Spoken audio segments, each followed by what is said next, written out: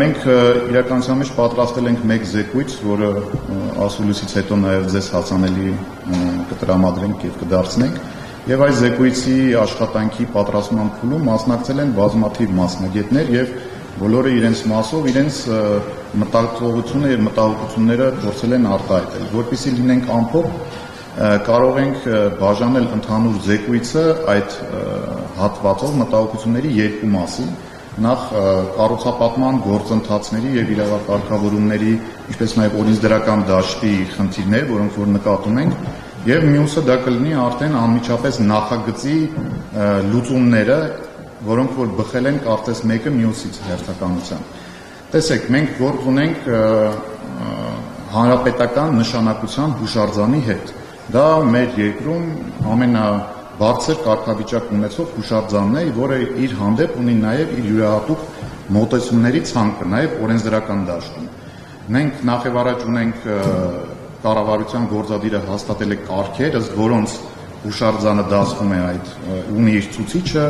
1.6, որով որ ինքը դասվում է այդ հուշարձանների հանրապետական նշանակության ցանկում իր տեղն ունի, և բացի այդ նաև մենք ունենք գործադիրի կողմից սահմանված հստակ կարգեր, ինչպես պետք է վերակառուցվեն նմանատիպ հուշարձանները։ Հիմա այդ կարգը նկարագրում է, որ բոլոր գործող քաղաքաշինական նորմատիվատեխնիկական փաստաթղթերը իրենք ստորադաս են, եթե ոչ հավասար այն հանգամանքում, որ շենքի կամ այդ շինության հուշարձանի գեղարվեստական տեսքի վերականգնման գործընթացում չեն կարող հակասող համարվել։ Այսինքն չի կարող լինել մի շինարարական նորմ, որը պահանջի, որ պետք է այնպես անենք, որ այդ շինության գեղարվեստական տեսքը խաթարվի։ Դա հստակ կառավարության որոշման կետերից մեկն է, 77-րդ կետն է հուշարձանների վերականգնման կարգի, ինչպես նաև կա իրենից հետո եկող 85-րդ կետը, որը որ ասում է, որ նմանատիպ աշխատանքներ նախագծեր մեկնարկելուց առաջ անհրաժեշտ է իրականացնել հստակ նախագծային առաջադրանք և հետազոտություն։ Ինչ է սա իրանից ներկայացնում։ Այսինքն պետք է հստակ ուսումնասիրություն կատարվի իր գոյություն ունեցող ներքա կարգավիճակը։ Այդ շինությունը կենդանի օրգանիզմ է, դա մի էակ է, հիմա շինության տեսքով, որը իր ամեն մի քարն ու մասնիկը գտնվում է իր ուրույն տեղում և իր ուրույն գործն է անում։ Հիմա եթե մենք ենթադրում ենք, որ կամ ասում ենք, որ գուցե այնտեղ ինչ-որ ջրեր կան, կամ անձրևային հոսքեր կան, կամ ինչ-որ նմանատիպ խնդիրներ կան, մենք այդ ամենը պետք է հստակ ուսումնասիրենք,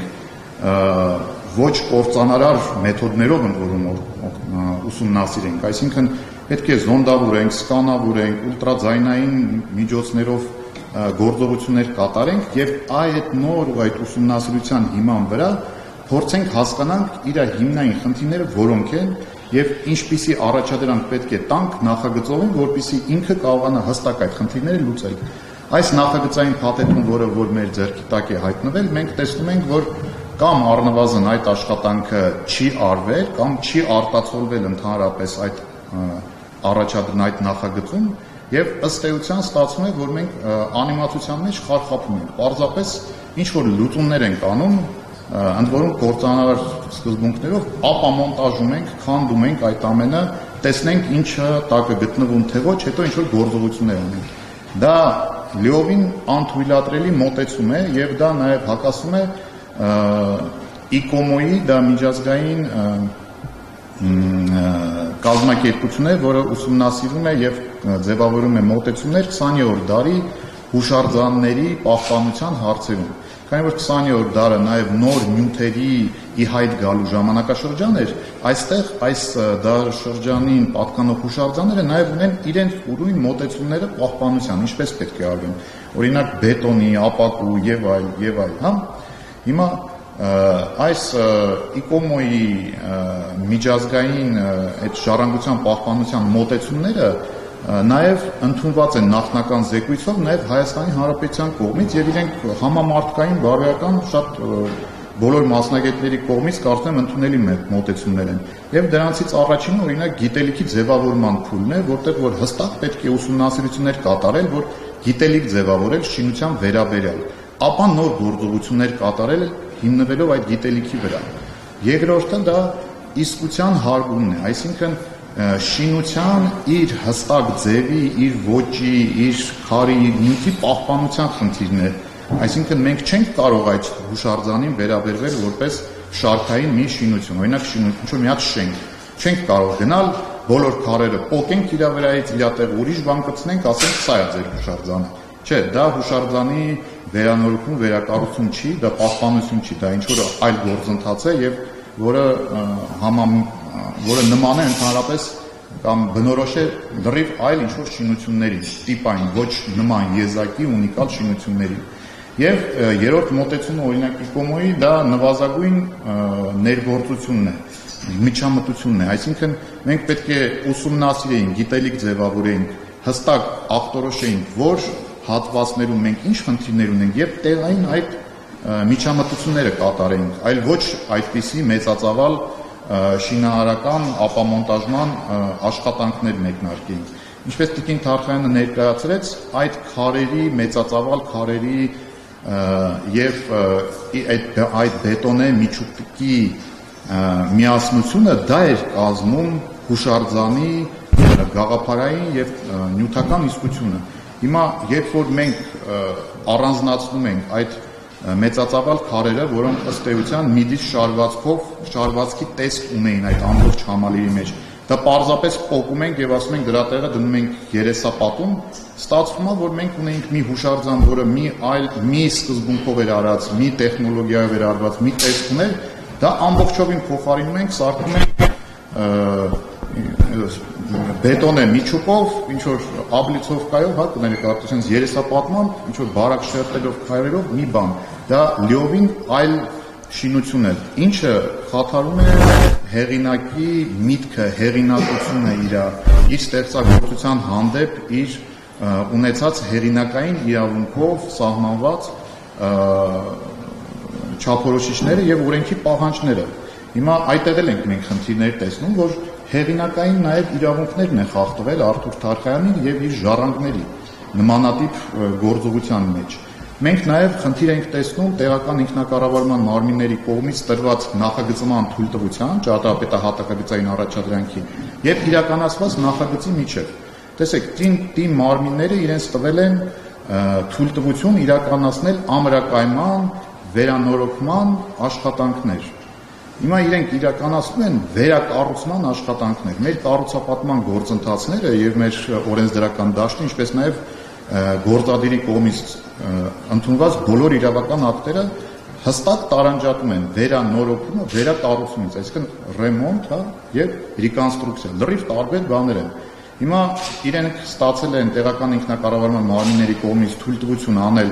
վերանորոգման, վերականգնման, ամրակայման աշխատանքներ, բայց անում են լրիվ վերակառուցման աշխատանքներ, ինչը իր մեջ մեր քաղաքաշինական գործընթացների կանոնակարգերով նախատեսում է լրիվ այլ ընթացակարգ, թե նախագծի պատրաստման, թե ավելի բարդ իհարկե, քանի որ դա իր մեթոդաբանությամբ ավելի բարդ աշխատանք է։ Հիմա անհասկանալի է, այսինքն մենք ունենք մեր երկրում եզակի, ունիկալ, մեզ համար այդքան կարևորագույն ունեցող օբյեկտ, բայց մոտեցումը իրեն ցուցաբերում ենք լիովին այլ։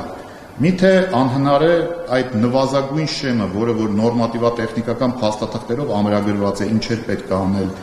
այն գործընթացները, որոնք կառավարության կարգով են նկարագրված, ինչպես դա պետք է իրավական դաշտում արվեր։ Միթե անհնար էր ոչ թե նվազագույն շեմը բավարարել, այլ ավելին։ Հիմա մենք խոսում ենք նրա մասին, որ ընդհանրապես արվել է լրիվ այլ բան, ինչը որ հիմա արվում է։ Այսինքն իր քաղաքաշինական փաստաթղթերը եւ այն ինչը իրենք անում են, ըստ էության իրար հետ դեսոնանսի մեջ է գտնում։ Իրանք լրիվ ուրիշ բան են անում, այն ինչը որ պետք է անեն։ Հիմա եթե նաեւ անդրադառնանք իրենց աշխատանքային մեթոդաբանությանը նախագծի իրականացման։ Այստեղ մեզ մոտ նաև այդտեղ ենք մենք հարցեր տեսնում, բացի այն, որ իրավական դաշտում կա, մեր զեկույցում նշված է 5-ից ավել մենք խնդիրներ ենք տեսնում, որոնց առնվազն պատասխաններ ենք ակնկալում նախագծային թիմի կողմից եւ նաև պատվիրատուի իրենց կողմից։ Նաև մենք տեսնում ենք նախագծային լուծումներում խնդիրներ, որոնք որ շատ մտահոգիչ են։ Օրինակ հիմա մենք անընդհատ խոսում ենք շինարարական հրապարակի կազմակերպումից, անվտանգությունից եւ շինհրապարակի ընդհանուր կազմակերպման խնդիրներից։ Մենք իրենց նախագծում տեսնում ենք, որ բավականին բաց թողումներ կան կամ առնվազն կարելի է այդ հատվածները ավելի մանրամասն իրականացնել, մասնավորապես այցելուների անվտանգության մուտքի ելքի խնդիրները ինչպես է իրականացվում, բանվորական կազմի այդտեղ գտնվելու անվտանգության խնդիրները, իրենց տարական կենցաղային պայմանների ապահովման խնդիրները, այդ ամենը նախագծով ըստ էության այդ խնդիրները բաց են մնում եւ չեն լուծվում։ Ինչ վերաբերվում է այդ նախագծային լուծումների, մենք տեսնում ենք, որ նախագծով, քանի որ ի սկզբանե հստակ ուսումնասիրություն չի արվել եւ գնահատական չի տրվել արկա խնդիրներին, մենք հիմա գնում ենք ինչ-որ մի հատ այլ տարբերակով եւ սխալ ենթադրություններով, որի հիմնավորումները կարծես թե չկա եւ չենք տեսնում այդ նախագծային փաթեթում, ոչ նախագծի մասում, ոչ իր ելակետային տվյալների բաժիններում։ Հստակ չենք տեսնում այդ ուսումնասիրությունը եւ հիմնավորումը, ինչու ենք մենք ապամոնտաժում այդ քարերը, այդ նյութերի երեսապատումը։ Գուցե դրա հիմնավորումը կա, գուցե ուժեղ ինչ-որ շատ խորացված ուսումնասիրություն է կատարվել, բայց դա չկա, անհասկանալի է։ Ինչու ենք ապամոնտաժում եւ խաթարում ամբողջ այդ կոնստրուկտիվ համակարգը, դրա հիմնավորումները չկա եւ անհասկանալի է դրա հիմքը որտեղ է։ Աշճանավանդակները, ինչի ենք մենք այդ աշճանները այդպիսի մեթոդաբանությամբ հանում եւ նույն Տիկին Թարգմանյանի կողմից հնչեցրած հարցը այդ հսկայական այդ խրամուղին, որ պետք է փորվի հուշարձանի շուրջ, ինչ նպատակ է դա հետապնդում։ Եթե դա ինչ-որ դրենաժային անձրևից պաշտպանվելու ինչ-որ խնդիր է, ապա եկեք հասկանանք դա որտեղից է գալիս։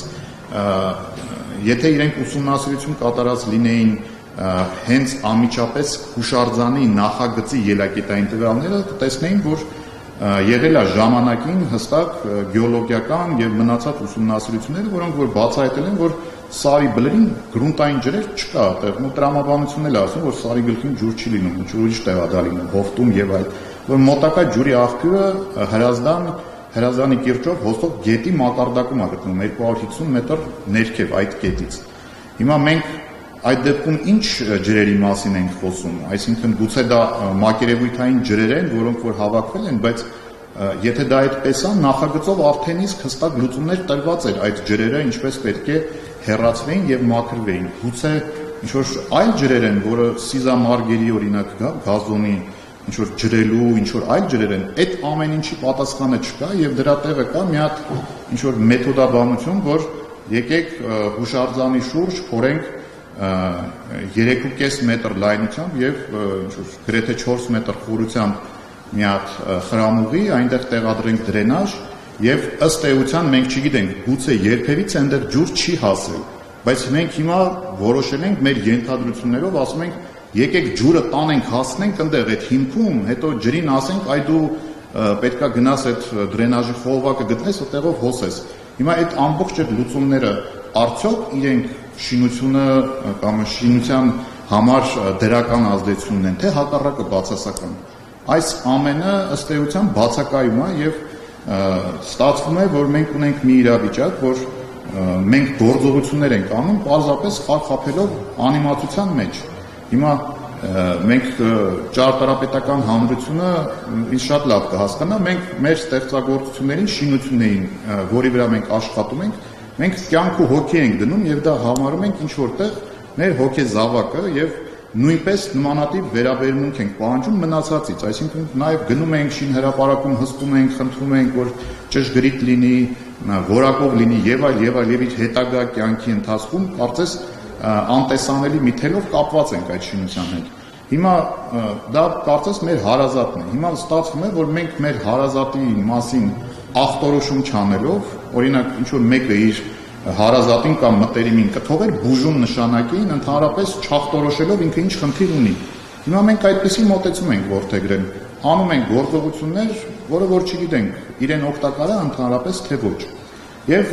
մենք ականատեսնենք, որ փաստացի ոչ թե մենք տրամաբանությունն է մեզ մոտ գերիշխում, այլ պարզապես բովանդակությունը։ Մեզ պետք է դա արագ անել, հիմա արագ ինչ-որ մի հատ շղթայի մեջ ենք ընկել։ Շինարարը իր հերթին ինչ-որ պայմանագրային հիմունքներ ունի, որտեղ որ պարտավորված է, որ օր առաջ պետք է անի։ Ինչով պետք է անի, այդ նախագծով պետք է անի, չի կարող շեղվել։ Այնտեղ ինքը իր խնդիրն ունի, նախագծային թիմն իր խնդիրներ ունի, եւ այդ շղթան կարծես